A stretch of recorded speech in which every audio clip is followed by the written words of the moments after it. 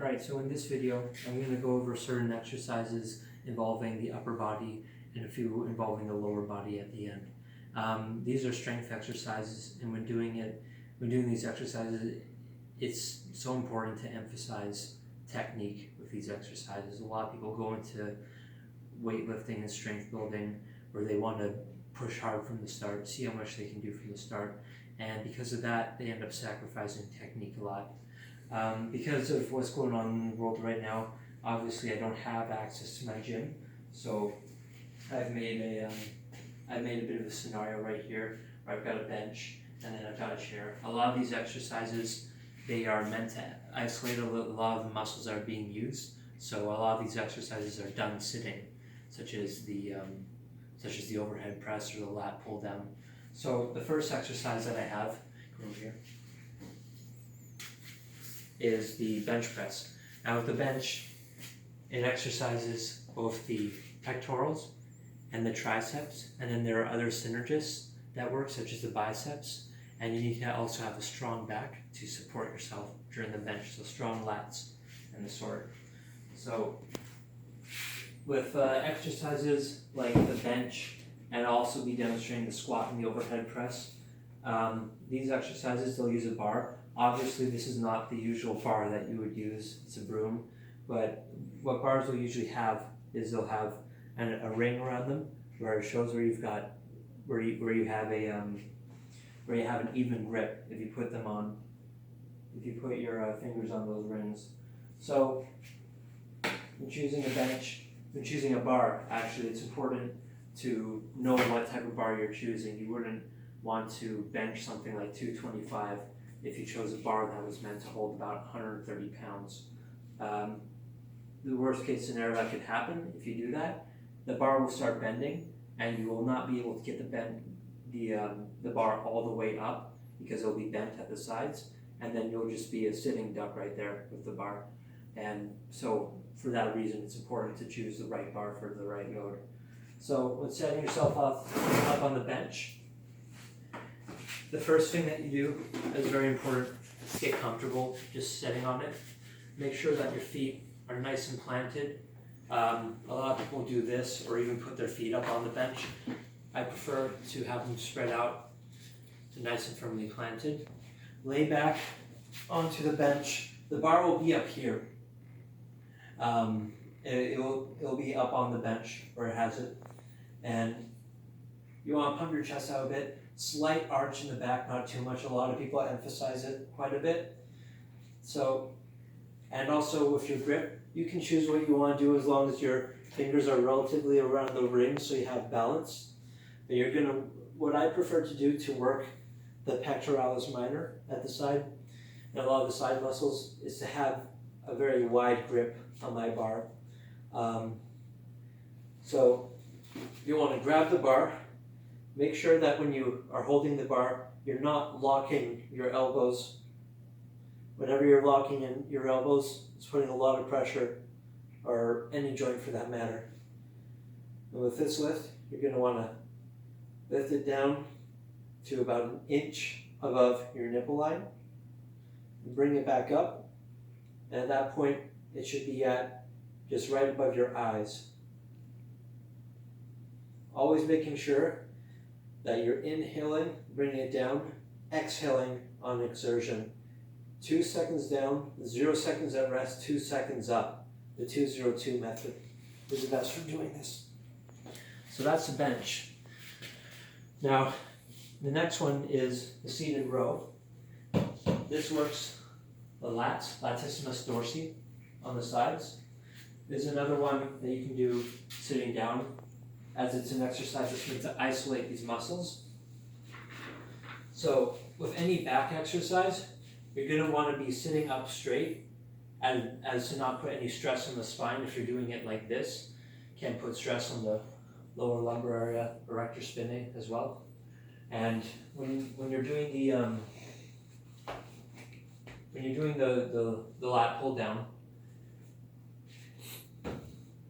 if you've got a bar right here, a lot of them will have a bend at the side, about 15 degree. I always prefer to keep it a wide grip. It is up to the person doing it. And usually you'll have something over to plant your legs down. Make sure you adjust it so it's firm on your legs. So always making sure to relax your shoulders. You're going to want to bring it down to about here. Any further is just working with the arms, but about 90 degrees. Then bring it back up. Relax the shoulders on your way up. Bring it down again. Relax the shoulders on your way up. Another great workout to do for the is the seated row for the back. The lat pull that I just demonstrated works the lats and the triceps or biceps. The seated row is much the same type of workout. However, there's no weight above you that you're going to be that's going to force you to go upwards. I should have mentioned with the lat pull down, there are variations of it, but you should never, with any workout, you should never be putting it behind your head, because there is no natural movement where this is required. You would never lift something from behind your head or behind your head. It's always straight up, straight down. The whole point is, if you're not doing that regularly, there's no need to complicate things with a lift where you do that. So again, with the seated row, if you don't want to find yourself on a seated row, and so usually it won't be a bar that you're using usually. It could be rope sometimes, or it could be just two handles right here. And what you're doing is you're keeping your torso upright, shoulders relaxed as well, just keeping a completely erect spine, no bend at all. And you're just pulling, concentrating with the lats, a little bend at the torso at the end, then pushing out with your arms and back to your original position. Using the 2-0-2 method every time when doing this lift. So those are two important back workouts right there. So the next one I'll demonstrate is the overhead press. This one, it's an all-around higher upper body workout. It works the pectoral muscles, the deltoids, and the triceps. So when doing this workout, it can be done in a few different variations. I do both of them. One can be if you're at a squat rack and you're using a bar like so, or it can also be done sitting down to further isolate your muscles. At that point, you would have dumbbells for this, and a lot of people just call that the shoulder press, where you're lifting them up, tapping them together. But for the sake of the overhead press, we'll call it that. So again, with any bar, making sure that you've got an even width on your grip. Starts out about here in front of you, lifting it up, off. This is your starting position. Making sure you've got feet at shoulder length apart. Usually when I'm doing this sort of thing, I prefer a bit wider just to keep my balance. Lifting it up to above your head, keeping your back straight the whole entire time. Back down to your original position. Very simple lift. Keeping the 2-0-2 method, 1-2-0, 1-2, the whole time when doing this lift. You should feel it in your shoulders, triceps, and a little bit in your pecs, especially if you're putting your pecs out there. So the next lift that we're going to do is the tricep extensions. And there are a few different ways that you can do this, a few different handles. The one that I'm most comfortable with is the rope. I don't have a rope with me right now, but I'll do my best to demonstrate. So a rope, the way it goes, it's got one chain in the middle. It goes around down like this. So then you get that extra curve when you're doing it. So what I do is, you set the weight, you have your rope, make sure it's even because it can slip, and you're right up there with the rope in front of your face. You're isolating your tricep in this way so that when you're doing it, when you're doing this, you can have a tendency to move at your hips a bit. Even, some people go like this sometimes. That's not isolating the tricep. So what you're going to want to do is a good method when doing this, I find, is just to keep your nose almost against the cable that's holding the rope to you. So keeping it down, you're bringing it all the way down to the point where you're actually straining the rope, while down here that adds a little bit more pull to the bicep or tricep, rather than if you're using something metal, you wouldn't be able to bend it like that. When using rope, you are able to bend it down when doing the lift. And the whole point of that is to isolate the tricep, make it work, and do that extra little more work that you get with the lift. So that's a tricep extension. Now, those are the main upper body workouts that I'm going to discuss. The next two are the squat and the lunge. The squat, another very important fundamental lift, especially for me, exercises the quads, the glutes, and the hamstrings. So all those upper parts of the lower body. Of course, it can be done without a weight, if you're doing air squats or even jump squats. However, for the purpose of weight training, we're going to demonstrate with a weight. So the bar, you're putting it at about shoulder height towards you. And what I prefer to do is to go under the bar, even length, putting it not up on your neck. I see a lot of that. That's a great way to damage your neck. Putting it right just above the shoulders, holding it tight just above the shoulders so that it's natural if you were to stand completely straight. Always when taking the bar off of the squat rack, keeping a slight bend in your knees. You never want to lock your knees on any of these workouts at all. Feet are going to be about shoulder width apart and straight forward. This does depend a bit. I do prefer to keep my feet a bit further shoulder width because I prefer the balance, but because I do that, I also arch my feet out a little bit, and so that prevents me from going too further in with my knees at all. And that's another important thing, is where your knees are, because this is a workout that can really hurt your knees if you're not careful with it and you don't know what you're doing.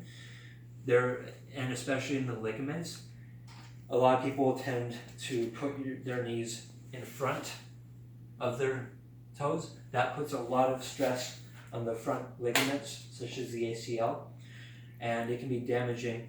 And the knee injury is especially damaging because there's not a lot of blood flow around that area. So it'll take a lot longer to heal. So in that sense, you're always keeping your knees hovering over your toe when you're doing this. So you'll find that when doing this workout, you're going to have to be sticking your butt out quite a lot when doing that. All the movement that you're seeing is mainly at the hips and at the knee joints. Nothing is going on at the back. The back is kept straight the entire time. And you'll see that there's a line between my feet and the bar. It's going just straight up, or straight down and straight up. Inhaling, exhaling on exertion, and what else? And if you're doing the squat with too much weight, you will find that your knees will wiggle and they can even go in like this. Anytime when that's happening, always when you're sacrificing technique for strength or for weight, that's a good sign that you need to bring down the weight. Because you see a lot of problems with squats. I've even seen it where the knees are going in like this. That's a really good way to mess up your knees as well. But all the same, squatting, it's a very natural position for us to do. As long as you've got the technique down, you'll be fine. Making sure to only move at the hips and the knees, never the back, and always be conscious of where your knees are. So, last but not least is the lunge. In the lunge, it works out the quads and the gluteus maximus. And it's another workout where a lot of people do it without weights. For the purpose of weight training, we're going to demonstrate as if I have weights with me.